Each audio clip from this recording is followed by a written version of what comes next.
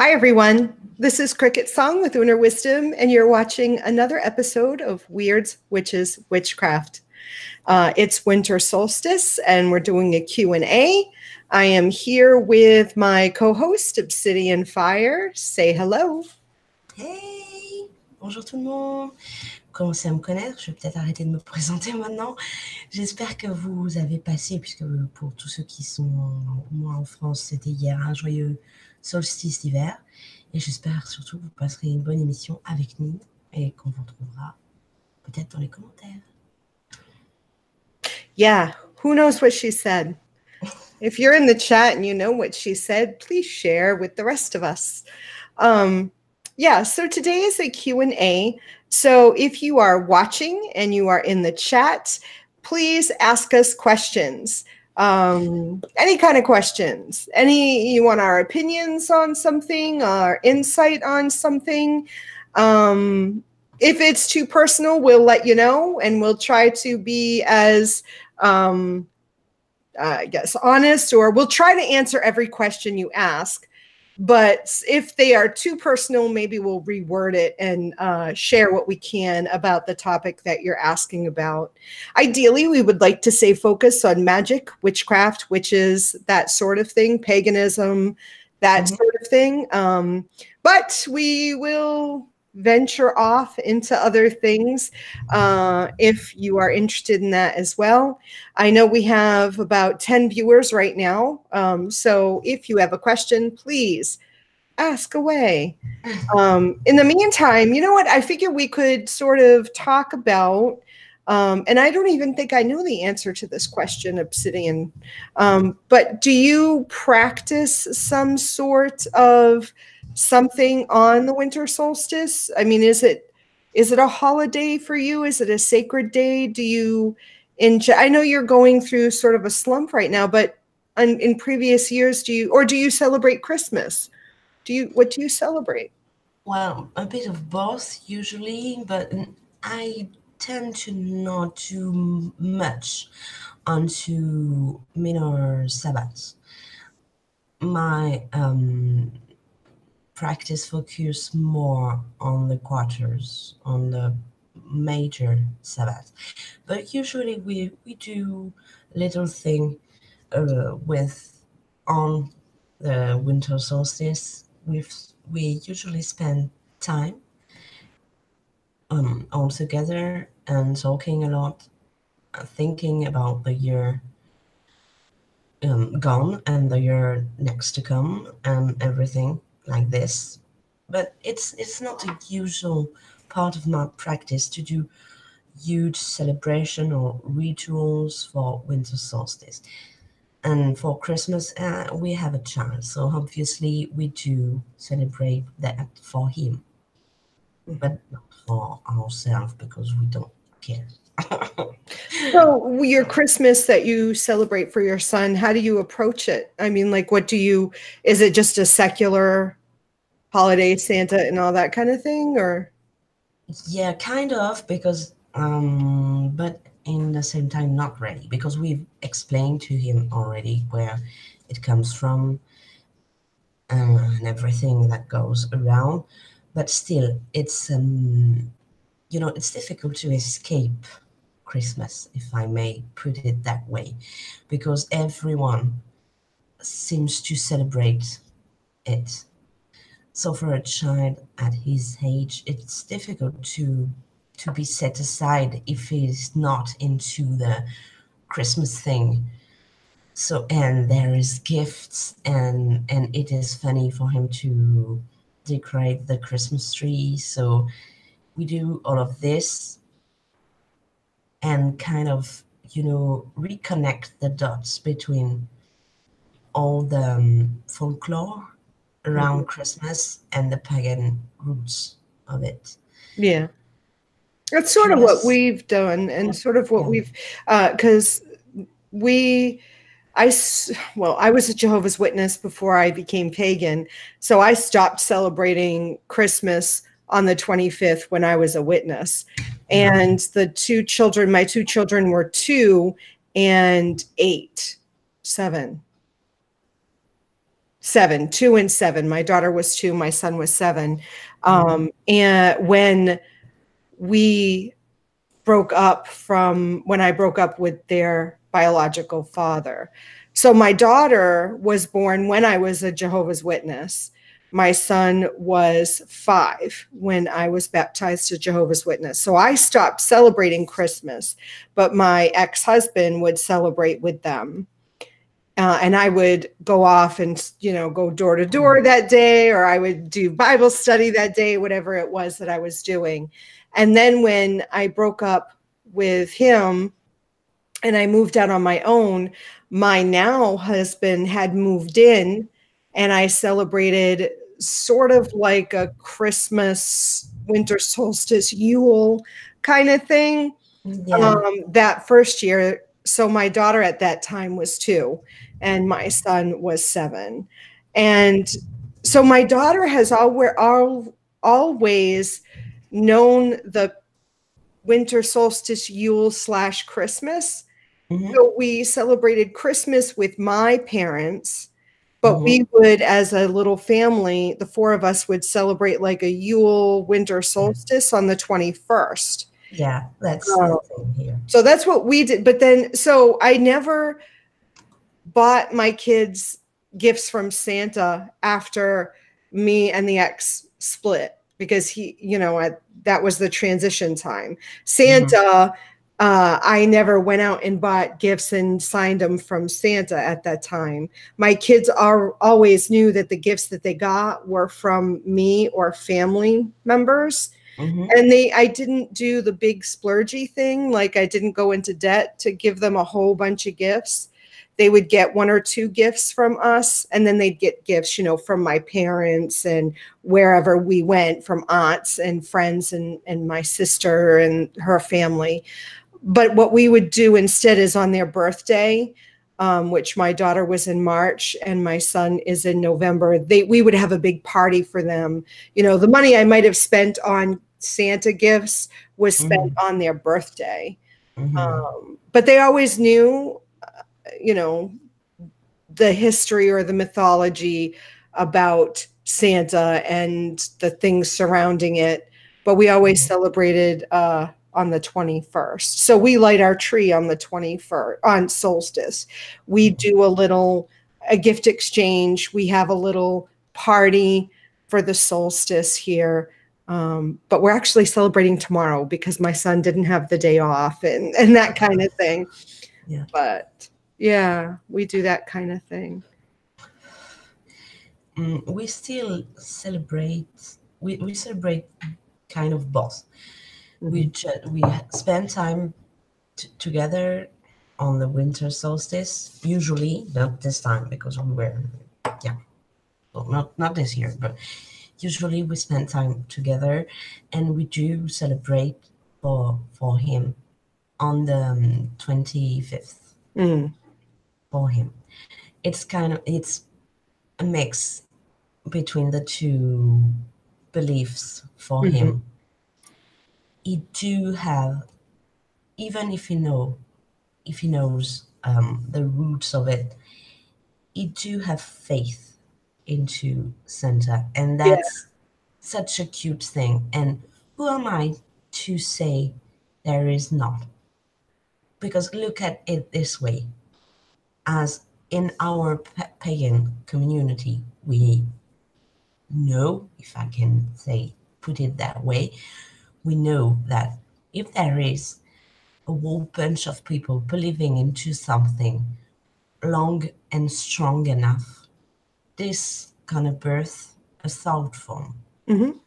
So who am I to tell him, no, there is no Santa?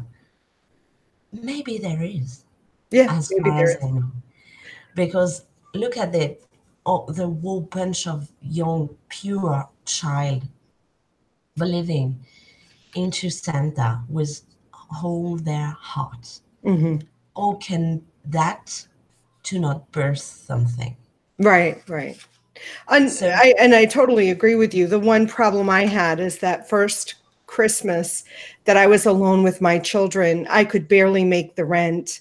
I could barely buy food for us. So So Santa was not coming and giving them gifts. And I did not want them to think it was because they were bad, or absolutely. Santa was going to bring their friends. I think it was PlayStation was going to bring them gifts like that and not visit our house. So for me, it was almost out of necessity that I had to explain to them that Santa, when your friends get gifts from Santa, it's from It's their the parents. Yeah. parents, and he I, knows that. yeah. My son Oh, knows. great. Good, good. I mean, for me, I don't care what other parents do with their children, but for me, I could not let my children believe that, They were set aside by Santa, and yes. you were totally right. And to avoid this kind of situation, Yeah. we've already explained to him that most of the gifts, if not all, were coming from us Yeah.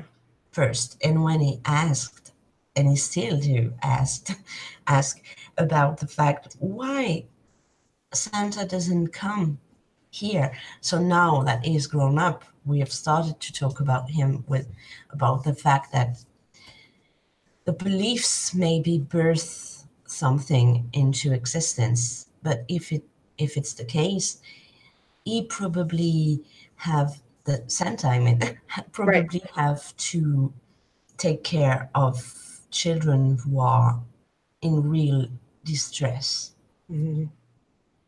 and he needs his attention is needed somewhere else more than here, where all in all it's okay. Right. So that's the way we deal with that, because I don't feel to tell him it's not real, because I'm not sure it's not real. Mm-hmm. Regarding the thing with, the whole thought form and Yeah. Gregor thing, yeah, who am I? If I do, and I do think that there is dragon realm and everything, Mm-hmm. so why the fuck would I tell my child there is no Santa? Right. It would be no, no, that doesn't fit in. But we are honest. Right. We're trying to explain as clearly as we can. And in the end, it can all these beliefs can really interact with each other Mm-hmm. in kind of balanced way.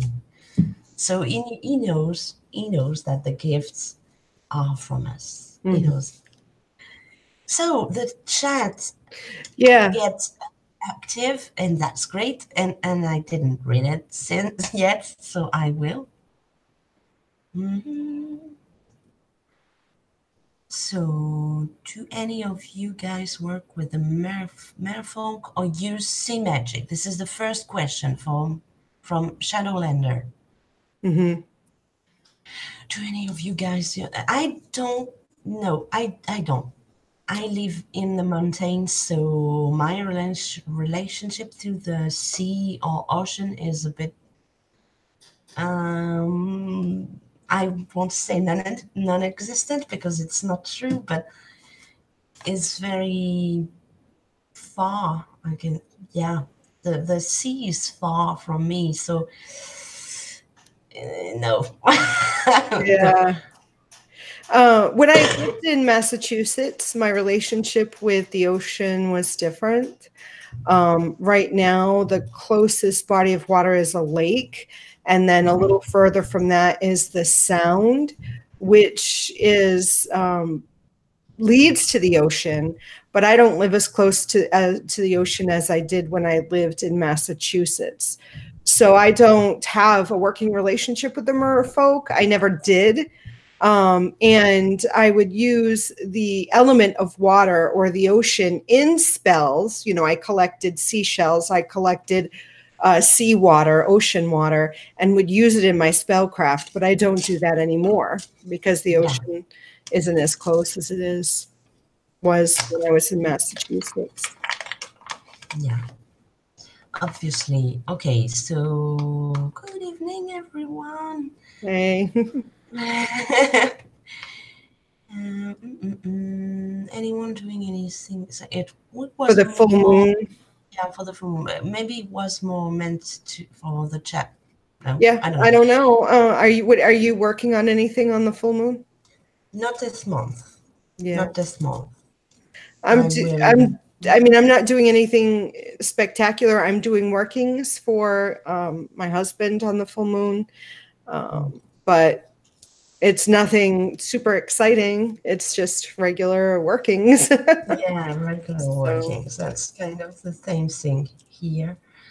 I didn't change my answer yet, so I guess I will do that on the full moon. And offerings and everything mhm. usual. Okay, So this is the second question from that individual asking about becoming a wizard oh, with a magic spell at a full moon. let's put that in another way.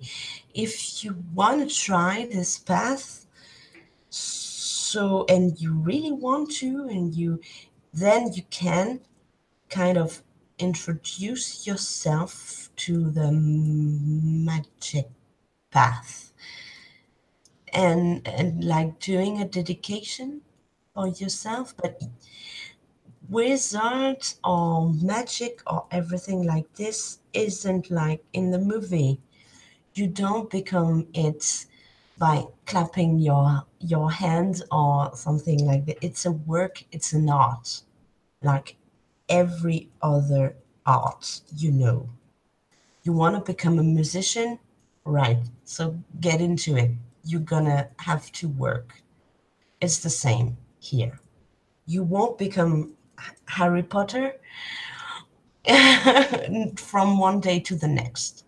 Well, This even is Harry Potter didn't become Harry Potter without work and effort, really. If you look even at the him. stories, he had to go to school, he had to do the work, he had to practice, he had to study. It's that same sort of thing, I believe, too. I mean, it Yeah, doesn't happen overnight. it does not. And even if you have this in you, you will have to crack the shell around your magical self. And this is a process I think goes all day long. All life long. Mhm. We still always learning new things and becoming. Hey, Loken. Yeah. Hi, Happy solstice to Logan. you too. Happy solstice. Kat D says, do you see Yule and any other pagan holiday as a single sacred day? Or do you think its energies last for a longer period of time, like a couple of months or a season, or both? A bit of both. I think energies is oh do you, you know I don't know how to say that. Is building up. Sorry, energies are building up a bit before, and then slowly decrease a bit after. So I see it more like a bike that it Oh, is yeah. the Yeah. right, you know, Yep. into a season changing. The net on the world changed at this point when you live in an area where is, for example, strong winter and all, you slowly come into the deep winter. It's I see it working the same ways with energies. It's building up and then slowly decrease and preparing for the next phase. So it's a bit of both for me, the way I see things. Yeah, I think it's like a tide. Like, Yeah, like and when I think of it as a wheel, I mean the wheel is constantly turning. It doesn't just all of a sudden shift to Yule and then exactly. shift away. It rolls into it. It's a tide. It rolls in, it peaks on the solstice, and then it dwindles, and then we come up to the next peak, like Obsidian was saying, and then No, it she was dwindles. seeing bush and she was seeing bike. Sorry, Right, but that's the same thing. It peaks. It does that. It rolls in and rolls out. So I think, I mean, when we look at the winter solstice, I think the energies are more prominent on the solstice, but we're building up to it, and then it's, you know, stronger on the solstice, and then we start dwindling away and bringing in the next season. So I think it's like a season, and then it peaks on its day. Yeah. Do either of you play any musical instruments or write and play music as spells in your workings? I don't play any instruments, so I do write, but I do not write music. I write, and in my craft, sorry, I've catch up questions from the corner of my eyes, and that's why I suddenly laugh. So, what was I saying? Yeah, I write more chant spells, kind of, you know, in rhymes and everything, but not music. But I do like to use music to gather energy and to focus. But it's not my own, sorry. Yeah, I used to play some piano, but I don't. I have a finger piano, a little finger piano that I use, and I would use it, and I have a singing bowl that I use. So that's more like musical things. I had a drum. I had an Irish Celtic drum, a bodhrán, for a while that I would use, but I've sort of moved away from a lot of that, and I do chanting. Chanting, clapping, that kind of thing, to get me into a trance-like state, so that then I can raise the energy and move, release it towards the spell, the target of the spell. But that's as much musical stuff that I play. So not really. I wasn't counting that on the singing bowl and everything. I was really, when answering, I focused onto the real instruments, if I may they're say. real instruments. Yeah, I'm sorry. I don't know how to say that best.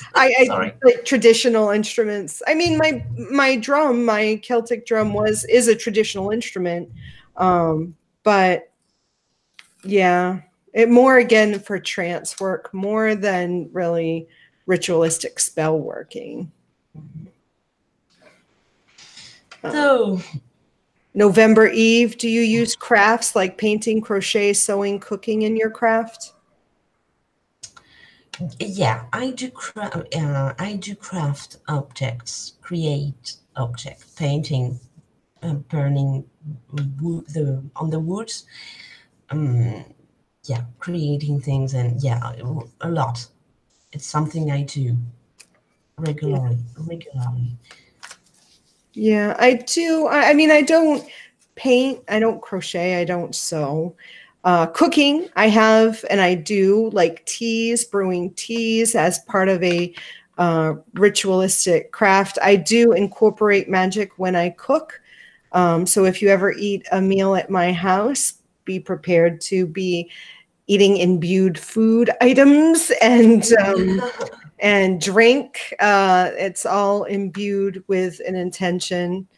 I'm trying to think of what other things. I mean, I've assembled things, meaning like, you know, taking things and bringing them together in a like arts and crafts type of thing. Usually I do that. I did that just recently for fetishes. I do braiding. I do knotting, those kind of things, but I don't sew. Unless it's a poppet. I've sewed poppets and dream pillows and things of that sort. Yeah, I was about to say that. We do so too, for the puppets and everything. Yeah, and paintings, yeah, I've done that. Onto boxes. Oh, like symbols. Yeah, I would paint symbols or etch symbols into things. Or scenery. I did paint a black cat on a Yeah, special see, box. I I don't go hope that far because my painting sucks. So mine too, but I don't care. This is not meant to be sold. This is for me. I would So do if I'm going to do like a painting like that. I would for me, I feel more comfortable in creating a sigil because a sigil for me, or like some sort of fancy writing, like because then that I can do that, and I feel really confident in that. Drawing shit, I just can't. I mean, I can, but I don't like the way it looks. So then I'm like, well, forget it. Forget it. I understand. Okay. So Lilokin wants to know if you live in France, and if so, he has a follow-up question for you. Oh, so write it already because yes, I live in France. I've been born in France. Can't you tell? Was my shitty accent? Your shitty accent. I told you I love your French accents. Hopefully you do. I do. Thanks. Please answer me. Can I do this? Yes or no? We already answered you. Yeah. Oh, yeah, you said we did. Yeah. Taking guitar lessons at the moment. I'm wanting to use my music as spells. That's awesome. Yeah. That is awesome. My daughter's taking ukulele lessons right now. Yeah. That's cool. Yeah, that's a good idea. Have you ever gotten naked at a bonfire ritual? Nope. I have not. I have not. Have you? Have you, Sky Roger? Have you gotten naked at a bonfire ritual? I have not. Any bonfire ritual I had was with other people. I wasn't going to get naked with them. So. We love your accent. Yeah, My ancestry is French and German. My last name is Devore. Is that how you say it? Devore? Devore. Devore. Devore. It's like devore. I think it's really close to an English verb meaning eating a lot. Oh, like devour? Yeah. it's the way we say it in French. Oh. That's the American way to say it. Yeah. Right, because here, I'm going to type out in chat my my maiden last name. Okay. That's my maiden last name. So that's my father's last name, and I have it as my middle name. That's my maiden name. So that in English, I was always called Brialt. Brialt. Brialt. That's not how we pronounce it. My family pronounces it bro. And I always try to tell people the EAU is like water, in French, right? And the LT is silent. You don't pronounce the LT. So I hear you. Yeah. And See, Lilokin loves your likes your accent. I said love. He likes your accent too. See? Yeah. Oh, yeah. See, you said thank you. Oh, yeah. Merci. Merci beaucoup. Oh, great. That was great. Nice. Nice. Oh, it's my French accent sucks. So no, it was nice. it was. I don't know. She's trying to teach me French, kind of. You should hear our conversations sometimes. I get her cracking She's up. trying to teach me English. Yeah, right. No, I'm not. Yes. No, she already knows her English. She already knows her English, people. Any other questions? Look, we still have a half an hour. Ask us questions, because we are like, I was hoping that people were going to give me questions for us on my Facebook page, and no one did. No one did. And you better ask, because we do not have any subject. Yeah, we're not prepared. I had a stressful week. She's having a stressful month. Yeah. We're just stressing out over here. So Libby, You are not stupid. Yeah, no. thinks there's he or she. He or she. I don't know. Ask Libby? it. Leiluken. Look above. Oh, sorry. I didn't see it. Where was his second question? I don't know. I don't know. He lies. There's no second question up there. I don't see any. Yeah, Logan. Where's your second question? Yeah, he doesn't have a second question. What is the follow-up question? Because it was hellbound. Do you live in France? If so, I have a follow-up question. Then he said follow. And then it was that 13-year-old. Then it was Shadowlander. Then it was Hellbound saying, jumping in the edgy questions. And then it was Libby. Then it was you. Then it was Sky Roger. Then it was Libby. And then Hellbound says, I like your accent too. And then Libby. And then you. Got lost in the... And then Libby. Yeah, there's no second question. Oops, weird. It's gone. Yeah, see. Yay, we're lost. So type it again. Oh, Raven. Hey, Raven. There's Raven to you, Raven. Yes. What kind of subjects are in your grimoire must-haves? A lot. Your must-haves in your grimoire. Well, I have, because I plan to pass on my grimoire to my son when he's gonna be older, and when I gonna be older. So I've incorporated all the basics for him to go through again. I mean, the basics, our views of the basics, because obviously we didn't have, everyone doesn't have the same basics, if I may say, the same views of it. So I did incorporate into my grimoire what feels important to me and the way I practice it. So it represents a lot if you count in the relationship through the elements, with the gods and with the spirit realm and with everything, and kind of a bit of a presentation to different type of divinations. And yeah, and there's a lot, because as I've just said, I'm preparing it partly for it to be passed on. So I want it to be complete, if I may say. So except from that, I don't know. The must have is what you want to have. I don't think there is any obligation. It's your magical book.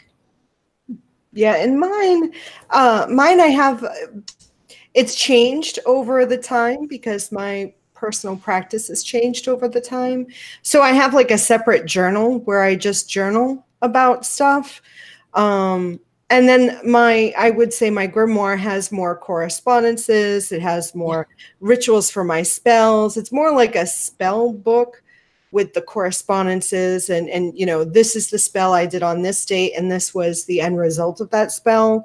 That's basically what my grimoire looks like. If there's recipes for certain, you know, teas or certain tinctures or certain elixirs or certain things, brews, incense, things like that is included. So it's not so much of a journal. My journal is sort of separate. It used to be together in a binder, but I've sort of separated it out because my practice has changed a lot. And some of the things that I thought were like solid things, they're not so solid anymore. Yeah, no. So, yeah, that's what there is. Recipes and rituals and everything also into my grimoire, but the one recipes and all I incorporate into it are the one I did practice a couple of times. My journal magical working journal, or working journal, the way I call it, is separate. It's in, with every information needed, day, time, phase of the moon, and elements and everything. And then the follow-up of the spell is in a separate journal. How do you get through seasons of life where you have to simplify your practice? I have a 7-month-old, so ritual is nearly impossible. I suppose everyone cope with that their own way. It's difficult to. Sometimes it gets difficult to get to follow the two mundane life and magical life in the same time. It's difficult. So when it's this, and it's kind of this phase for me too. I keep it simple, depending on what you practice already. I mean, I do offerings, and I do meditate, and I do things like this, which doesn't take too much time because I haven't, or too much energy when I haven't energy as well. Try to not lose tracks. Try to ground, try to center as much as you can, and you will ultimately go back on track. But you will have, I don't know what to say, because it depends for everyone the way we can stay for kind of focus or in touch with our magical life. Try to find a bit of time every day to do a little something. Yeah, I think for me, when I think of being a witch, when I think of how I identify as a witch, I have always been the type of person who's always been spiritual, whether it's in my mundane life, whether I used to work in a bank. I was still magical. At the things I did, the way I viewed life is through magical glasses. Like every act, every word spoken, everything I did. If I went down on my break and I sat and had a cup of coffee, I made sure I took that 15 minutes. And as I drank that coffee, I would imbue the coffee with an intention. And whether it was to energize myself, because coffee has caffeine and sugar, and right.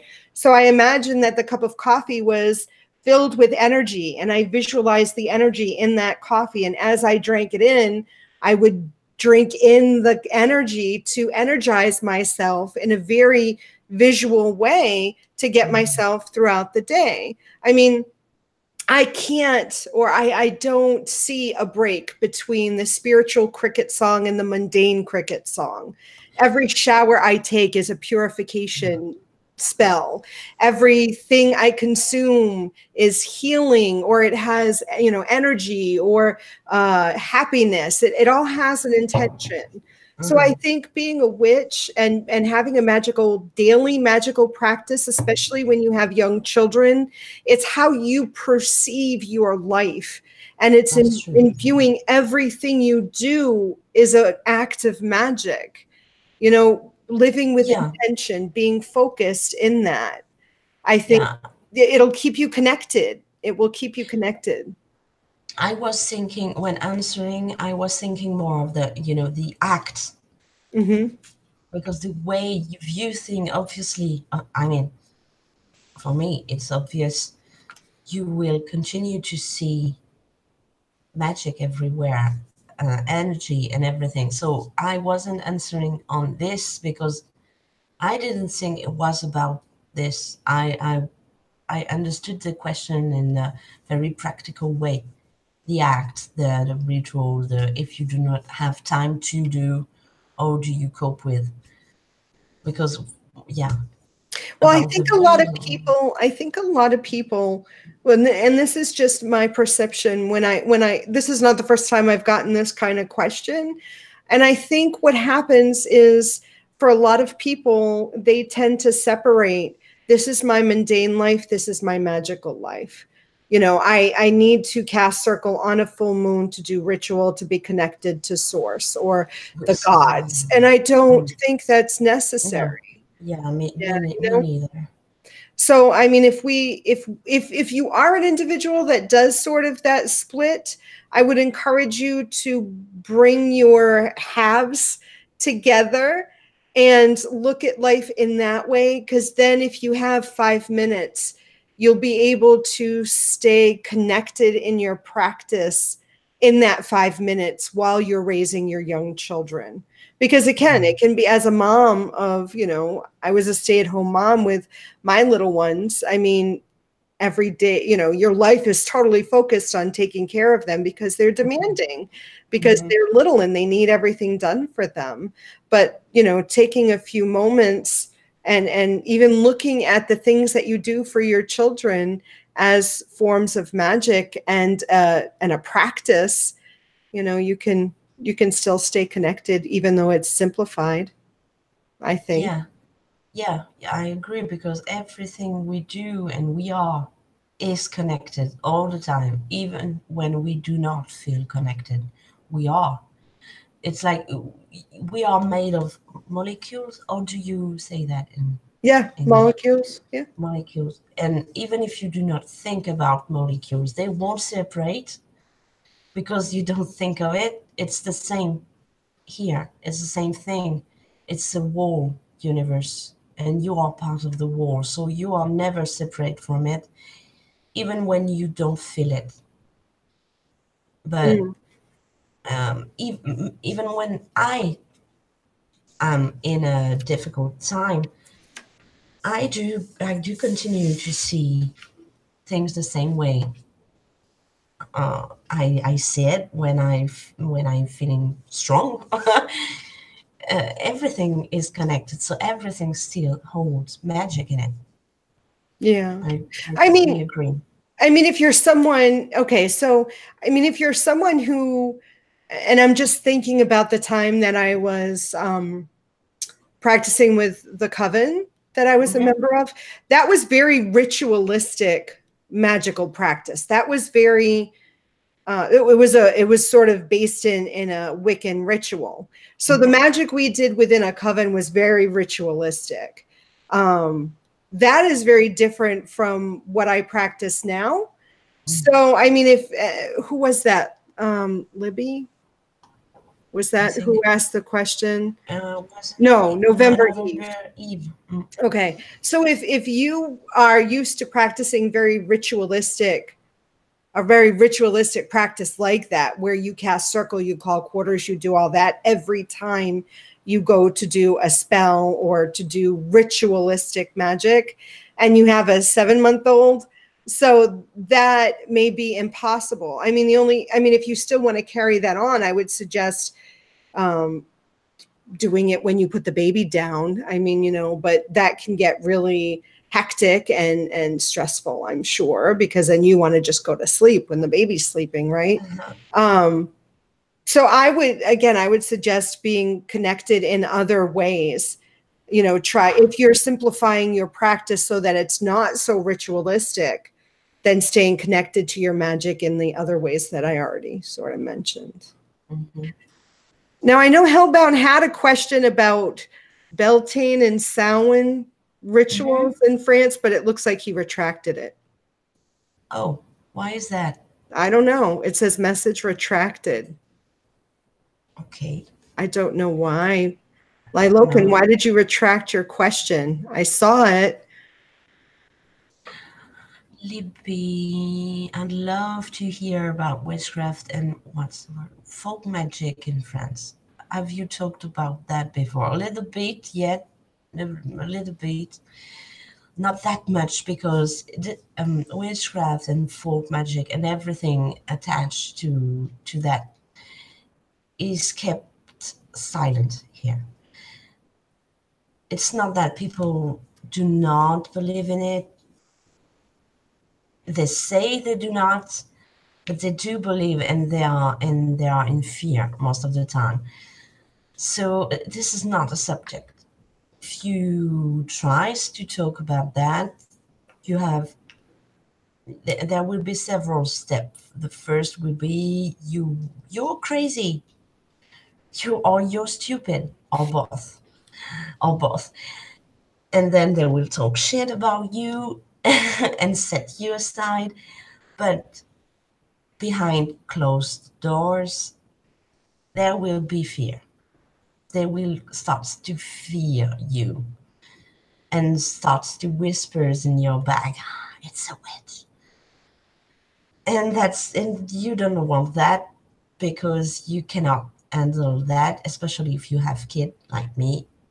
And people can be very rude and mean, and they are already without the magical witchcraft thing. So if you had that on the top, it would be very difficult. So yeah, the witchcraft and folk magic isn't a subject here, but if you dig a bit into it, you will realize that it pretty much exists still, but everyone does it behind closed door most of the time.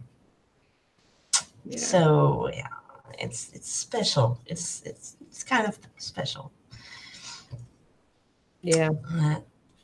I will not dig more into this subject because I guess we have other questions. Oh, we do, but I don't know if we're going to get into them all now, but we can try.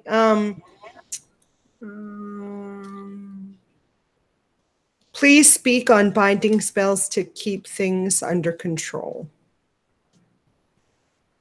So I guess this person, Suzanne, wants to do or has questions about doing bindings to keep things under control. And how to protect yourself and others. So binding spell and protection spell. Is that later? Did they ask about that later? Oh, yeah. Yeah, she asked again. Oh, I see. Well, down below. Okay. Yeah. It's there are wide topics, so it's gonna be difficult, impossible to cover that in such a few times. And I think spellcrafting, whether you're doing a binding, whether you're doing protection, is really almost like a case-by-case topic. I mean, if you have a specific example, then we could sort of talk through what either of us would do, because I don't necessarily feel like a binding is always necessary to keep things under control. And protection has such a wide range. You could do so many different things for protection. It may not include, it could or may not be a binding, I'm warding. You could do warding for protection. You could use amulets for protection. You could use fetishes for protection. You could use spell bottles for protection. You could do, there's so many. You could do, right. Puppet. You can do a lot of things. So it's a bit too wide. Too broad. Yeah, too broad. Yeah. I mean, if you have specific questions about that, I would actually encourage you to join the Facebook group, Wyrds, Witches, Witchcraft on Facebook. It's a closed group, and we have examples and scenarios that we talk about specific spell situations, and we share our ideas on that. So that might be a great place to talk about things like that. So I would encourage you to join the Facebook group. What would you say are the key differences between magic you practice in Massachusetts and where you are now? Thought about that when you mentioned the lack of sea magic. Okay, so the Shadow Sun asked this for me because I moved. And I have mentioned a few times that the energy here in Seattle, Washington is very different than the energy in Massachusetts, where I lived. I find that the energy here in Washington is more, it feels like more rooted in nature, the elements, and the realm of the Fae. So the elemental forces the primordial forces of the land and of the area, where the magic and the energy that I encountered in Massachusetts was more of a spiritual realm of like the beloved dead, and it was still connected to the place, obviously, but it was more spirits, and not necessarily, I mean, elementals and the Fae are spiritual entities, but it's a different type of spiritual entity. So I lived in a historical home in Massachusetts. The land that the historical home was built on was an old mill, and there was a mill pond in the area where the backyard or the back garden was. And the people who lived in that house were attached to that house. So a lot of my magic was dealing with them, and we had sort of like a portal or a vortex in that house. So we had seances, because there was a lot of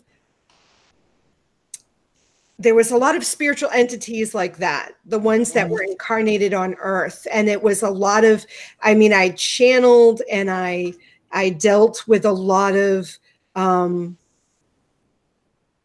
ghosts and that type of energy.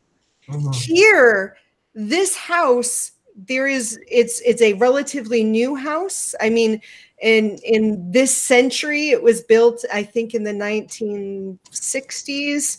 So instead of it being built in 1896 or 1886, we're talking about within the last, it's not a historical home, mind you. This house is not. So there's no lingering entities like that. It's more of the entities that are associated with the land. So my magic is very different. And the things that I am looking to manifest in my life here is very different than I was trying to manifest there. So that's how the magic is different. I would say, coming from, a foundation within Wicca, very ritualistic, I've come to more folk magic, spontaneous, more type of not so structured. That's how it's different. So,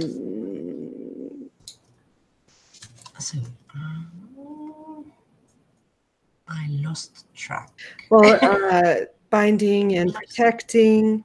You can practice magic while holding your baby. Okay, what advice would you give a beginner witch who is focused on using tools and objects instead of learning visualization and meditation? The son is asking for a friend. To beginner witch who is focusing on using tools and objects instead of visualizing and meditating. Well, if someone is using object totally without visualizing, I guess I do not need to give advice, because this person will soon realize this is not enough, I suppose. Yeah, I would agree. Yeah, so it's perfectly okay to use tools and objects, because this is part of the craft, because it is a craft. It's keeping the different things together to build your energy to get into a specific state. So it's okay it's usual to use tools and everything, but without visualization, so this is just an act. Yeah, this is not witchcraft anymore. If there is absolutely not visualization, I mean. Right. It's just waving things in the air and what? And that's it. I don't know. I mean, I'm right there with you, and I've spoken about this before. I, in my opinion, if you cannot visualize, then how are you going to accomplish magic? I mean, how are you going to take something in the ethers and manifest it in the physical if you can't visualize it? And I'm not just talking about, imagining it. I'm talking about experiencing it. Because when we talk about visualization, it's more than just your imagination. It's more than just seeing it in your head. It's feeling it. It's tasting it. It's experiencing it before it becomes physical. You know, it's knowing what that apple is going to taste like. It's hearing the crunch. It's feeling the texture of the skin. It's smelling the aroma. It's then biting into it and tasting it and smelling it and feeling the juices on your chin before you actually go get the apple from the refrigerator. I am making my mouth water. I mean, that, okay, I gotta, hold on. I can feel it. That's visualization. Yeah. I can't eat the apples. That's for the cider for tomorrow. I have 6 apples sitting in my fridge and I can see them, you know, see. So that's, I mean, if you can't do that kind of thing, how are you going to manifest anything? I don't understand. Yeah, no, me neither. It's difficult to shape to any type of energy if you cannot, or if you don't want to spend time to visualize it. See, it's like wanting to do a sculpture without touching the stone. You have to shape it, and in this case, you shape energy with the power of your mind. So if you don't involve your mind into the whole process, you are just performing, and that's it. So I would say this person will probably realize soon that waving a wand around is not enough. Okay. Black cat crossed my path in the park. What does it mean? The black cat had to cross the path and you were in back of its path. Exactly. Hellbound. It could be an omen. I guess it could be. I love black cats. Hellbound, I had a question about any folk traditions in France around Beltane and Samhain. We only have like 3 minutes left. Yeah. Traditions about any folk traditions in France around Beltane or / Samhain. Well, around Beltane there is still the jump over the fire, the bonfire. Oh yeah. But it passes through Christianity. And this is the way people look at things. It's the same with Samhain. There is an All Saints Day, offering to the dead relatives. But this is also through Christianity. So folk tradition, there isn't much. Or I may say, I do not know much about really old and kind of pagan rooted traditions. You might find some in deep country, probably, but I would say most of it disappeared already, and everything or most of the things that are left are through Christianity. Even the jump over the bonfire and everything are linked to that. So people did forget it wasn't coming from Christianity in the first place. Mm-hmm. But we've already talked about that. France took a lot into the Christian roller coaster. Mm-hmm. There, it destroyed a lot of things in France. A lot of things. Some of them are maybe lost. I would say forever, but really, really deeply lost. So, okay. I think we don't have much time, so No, actually, I just wanted to say, I looked through and someone asked, how would you be able to tell if someone is not visualizing? And I don't think another person can tell if you're not visualizing or not. I don't think so. But sometimes you can, if you are yourself in a trance state, you can feel the vibration of someone else. Mm-hmm. And so this way, maybe you can feel if they are rising up, like you are doing at the moment.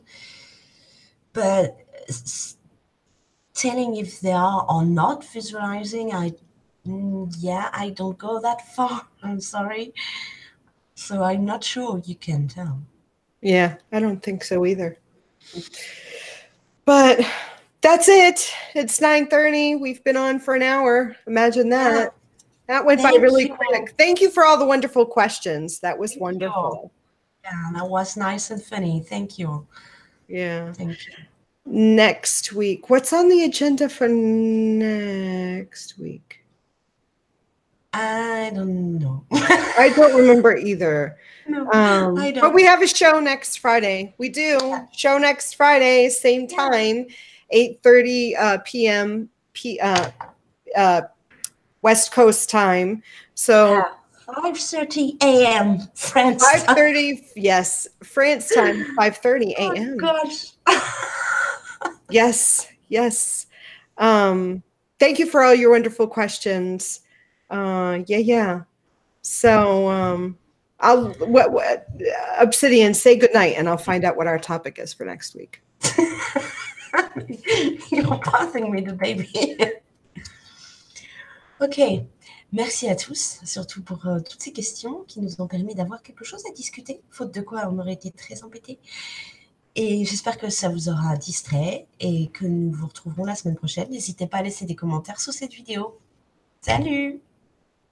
That's right. We have a guest next week. Oh! We have a guest next week. Yes, Bettina. Oh! Next week. And we're going to be talking about exploitation and appropriation in the New Age pagan community. So we have a guest. So tune in to hear us talk with our guest about that wonderful topic. Yay! All right.